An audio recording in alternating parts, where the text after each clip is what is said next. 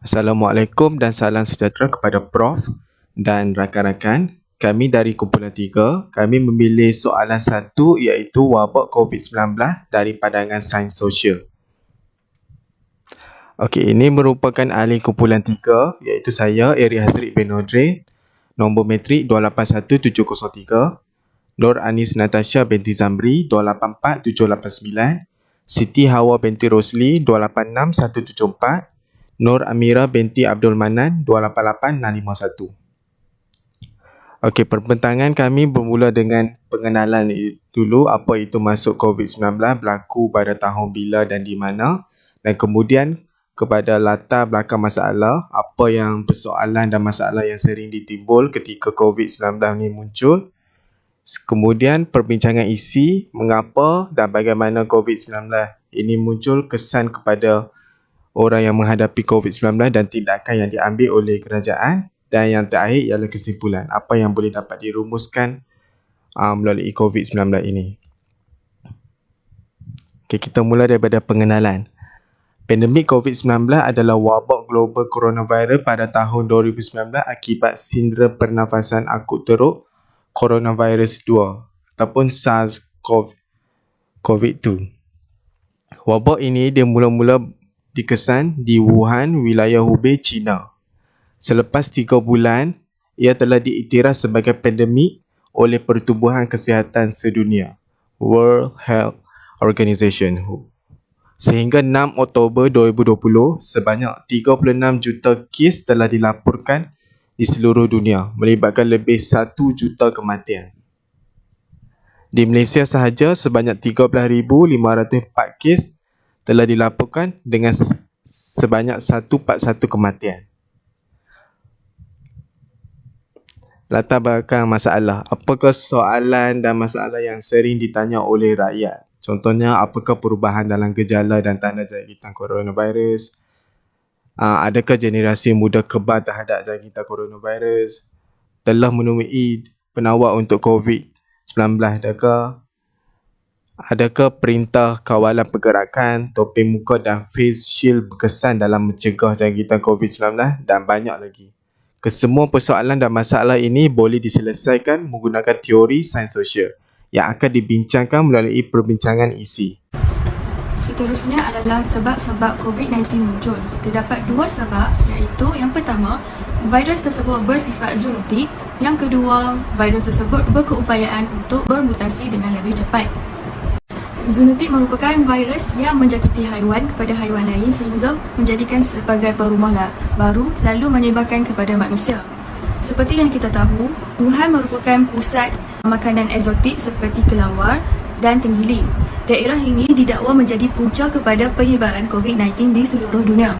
Kajian yang dibuat mendapati bahawa terdapat sebanyak 96% mempunyai persamaan coronavirus yang diambil daripada sampel kelawar, manakala sebanyak 92% adalah daripada sampel tenggiling. Seterusnya, virus tersebut berkeupayaan untuk bermutasi dengan lebih cepat. Terdapat perbezaan struktur protein yang terkandung dalam virus tersebut. Perkara ini memerlukan kajian dengan lebih mendalam untuk mengenal pasti ciri-ciri khas yang terdapat pada virus tersebut, kerana para penyelidik juga tidak dapat mengenal pasti punca virus tersebut muncul dengan lebih terperinci. Seterusnya, cara bagaimana virus COVID-19 merebak dengan cepat. Yang pertama adalah transmisi zarah pernafasan. Perkara ini berlaku apabila seseorang yang mempunyai simptom COVID-19, individu tersebut akan mengibar zarah pernafasannya ke udara atau ke sesuatu permukaan apabila sedang batuk dan bersin. Yang kedua, tidak menunjukkan sebarang simptom. Terdapat individu yang dijangkiti COVID-19 tanpa sedar disebabkan tidak menunjukkan sebarang simptom kerana mempunyai sistem imun yang kuat. Namun begitu, perkara ini boleh menjangkiti orang yang di sekelilingnya. Yang ketiga adalah tidak mengamalkan penjarakan fizikal. Umum mengetahui bahawa COVID-19 merebak melalui zarah pernafasan. Masyarakat yang tidak mengamalkan penjarakan fizikal akan meningkatkan lagi statistik jangkitan baharu COVID-19 di negara kita. Perkara ini dapat dibuktikan apabila Malaysia pernah merekodkan kes harian tertinggi jangkitan baharu COVID-19 melebihi paras angka 20,000 kes dan ke atas dalam masa 24 jam. Yang keempat adalah terdapat segelintir pihak tidak memberikan kerjasama. Perkara ini menyebabkan negara kita tidak dapat memutuskan rantaian COVID-19 dengan lebih berkesan kerana sehingga kini masih terdapat lagi kes baharu yang direkodkan. Secara keseluruhannya, pandemik COVID-19 telah memberi impak yang besar. Perubahan gaya hidup masyarakat kepada bentuk norma baharu masih wajar dipatuhi sehingga ke hari ini. Sektor-sektor penting negara turut terjejas seperti aktiviti sosial masyarakat Malaysia, sektor politik dan ekonomi negara.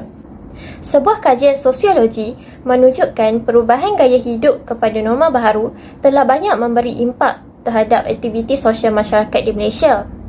Pendekatan yang diambil oleh pihak kerajaan seperti pelaksanaan Perintah Kawalan Pergerakan PKP, pematuhan prosedur operasi standard SOP dan penutupan sempadan luar dan dalam negara telah menyebabkan aktiviti sosial terbatas. Penggunaan teknologi digital pula menjadi alternatif terbaik dalam menjalani rutin harian sosial. Misalnya, dari segi pendidikan yang dijalankan secara dalam talian melalui kaedah pengajaran dan pembelajaran di rumah atau PDPR. Manakala, dari aspek pekerjaan, pekerja dan majikan sama ada di sektor awam maupun swasta dibenarkan untuk bekerja dari rumah demi menjaga kebaikan dari aspek kesihatan fizikal dan mental pekerja. Krisis dan permasalahan politik seringkali timbul apabila berlaku perebutan kuasa dalam kalangan ahli politik yang ingin memegang jawatan sebagai pemerintah negara.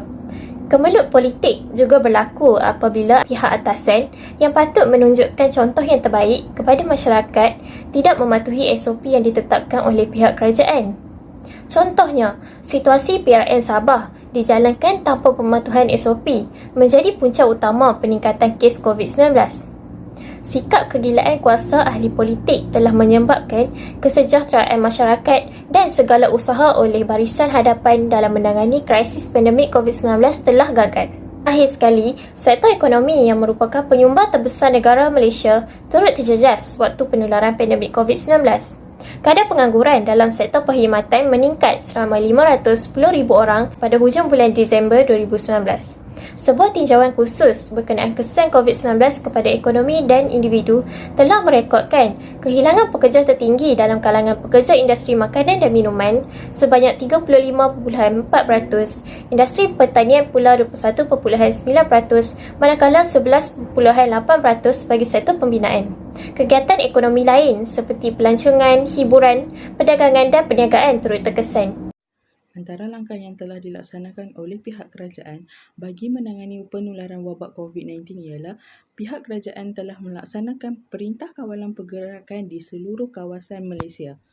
Perdana Menteri Malaysia iaitu Tan Sri Muhyiddin Yassin telah mengisytiharkan Perintah Kawalan Pergerakan pada 18 Mac 2020.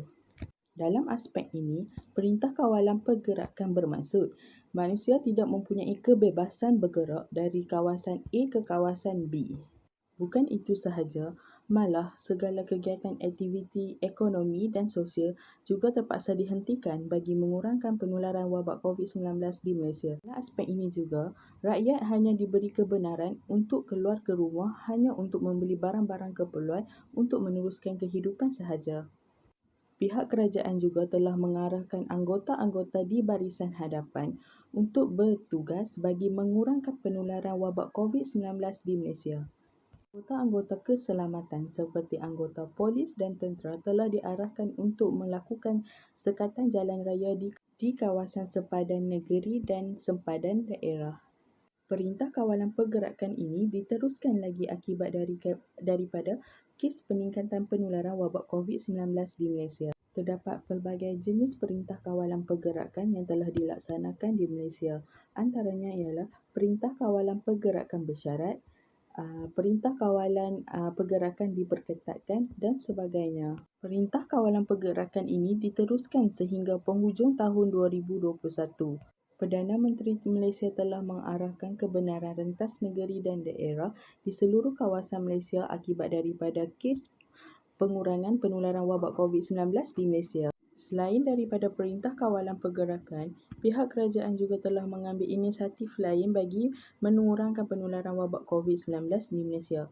Pihak kerajaan telah melaksanakan kempen vaksinasi di Malaysia bagi mengurangkan penularan wabak COVID-19 di Malaysia. Kempen vaksinasi ini telah dilaksanakan di Malaysia pada awal bulan Februari 2021.